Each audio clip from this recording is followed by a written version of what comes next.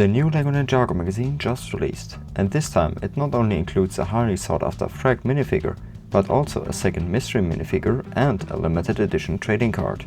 In this video we will take a look at all of the extras and the preview of the next magazine. But first, let's take a quick look into this magazine. As always, we will start our tour through the magazine on the first page with the overview. On the second page we get right into some informations about the extra and a couple of puzzles for it, but like I said before, I'm going to talk about the extras later on. Then we get a quick quiz about the TV series and some puzzles. On the next page we get right into the comic, which I'm going to skip as always. And after a quick break with puzzles and some ads, we get right into the second half of the comic, which I'm going to skip as well. Then we get some information about the different source dragons that exist in the world of Ninjago.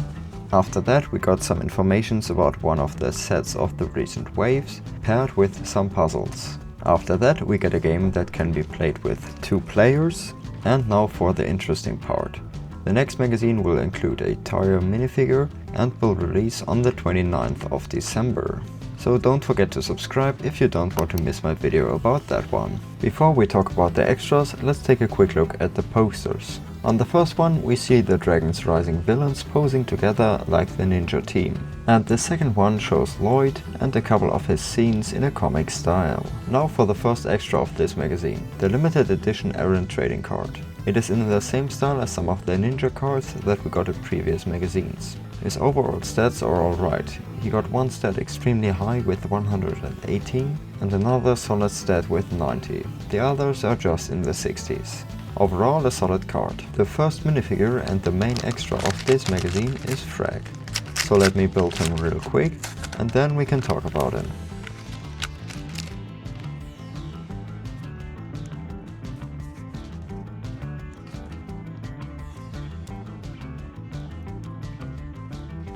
This was probably one of the fastest builds I did this year, since this minifigure really does not contain a lot of parts. His head and hood are just one piece, and he also got no armor, so that we can easily see his back printing of a snake, even without removing anything.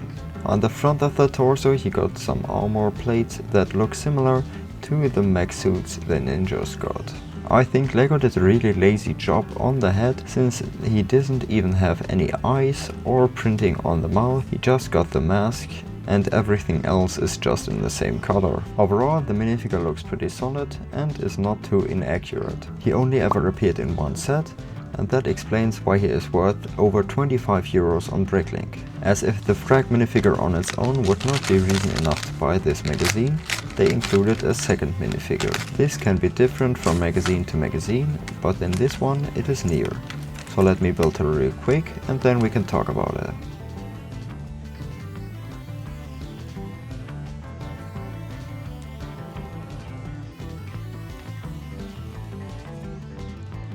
This minifigure definitely had a couple more parts to her. They even included the armor, since it is part of the mask. She also got a huge trident consisting of multiple parts. This is the climber version from Dragons Rising Season 2 that only appeared in the Wolf Mask Shadow Dojo and one of the magazines from last year. Even though she already appeared in the magazine, she still goes for over 8 euros on BrickLink.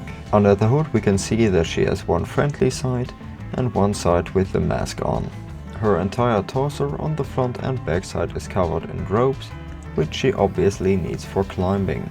Now that we have taken a look at both figures, let's compare Frak to the other extras we got this year. The previous most expensive figure that we had in the magazine this year was Noct, which was worth 18 euros when the magazine came out. Frak is worth 7 euros more than that, which is absolutely incredible. He is also a really interesting figure, since this is the only version we got of him, and we don't see Ninjago minifigures with molded heads so often. I don't think that there are any doubts whether this magazine is worth it or not. The Frak minifigure on its own would totally justify buying this. But in addition to that we also got a second minifigure, which is not cheap either, and we also get the limited edition trading card.